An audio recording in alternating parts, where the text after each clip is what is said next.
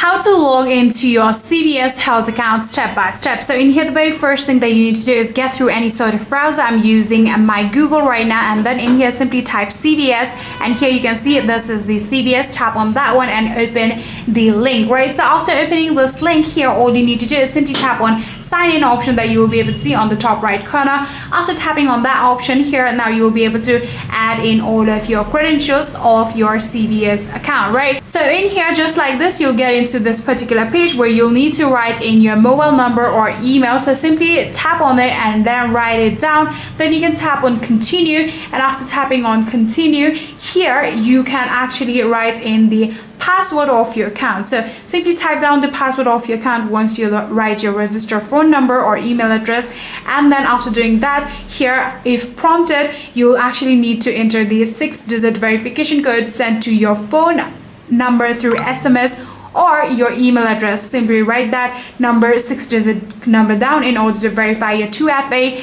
and just like that, you will successfully be logged into your CVS Health account.